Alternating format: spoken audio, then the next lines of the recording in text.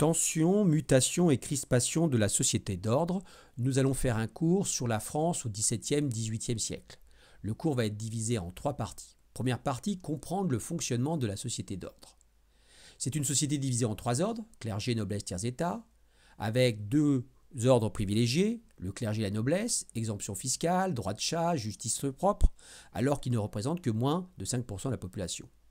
95% de la population, c'est le tiers état, avec une forte disparité, du paysan au bourgeois. La très grande majorité sont des paysans, à 80%, qui doivent payer les impôts aux seigneurs, des corvées ou des impôts au roi. Tous ces impôts pesant uniquement sur le tiers-état. Et puis il y a la noblesse qui maintient son prestige et son pouvoir. Alors il y a différentes noblesses, la noblesse de cour, la noblesse de robe, en tout cas elles dirigent le pays, l'armée, l'administration, elles ont une très grande influence politique et sociale et elles veulent la conserver en rejetant toutes les ambitions de la bourgeoisie qui sont exclues des hautes charges. Deuxième partie, montrons que cette société évolue. Il y a une amélioration progressive de la condition paysanne, l'essor de l'agriculture, avec des innovations techniques, ce qui n'empêche qu'il y a toujours des tensions entre paysans pauvres, paysans aisés, paysans et seigneurs, paysans et collecteurs d'impôts. Et puis il y a le monde des villes qui change avec l'essor du commerce maritime, l'apogée du commerce triangulaire profitant essentiellement aux ports, le développement de nouvelles activités. La bourgeoisie s'enrichit, gagne en influence, forme une élite économique influente. C'est aussi le développement de petits métiers.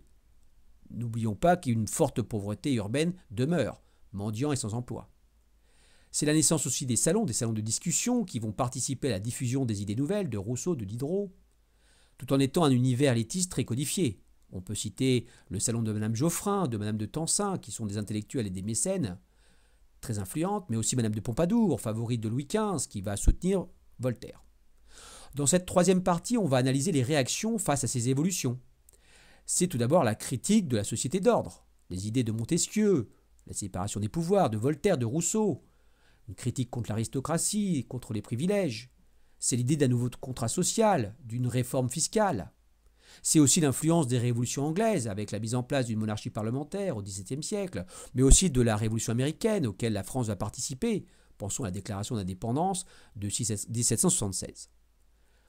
En France, il y a de nombreuses tensions sociales, qui viennent des nobles, qui refusent toute réforme fiscale et qui voudraient réduire le pouvoir du roi.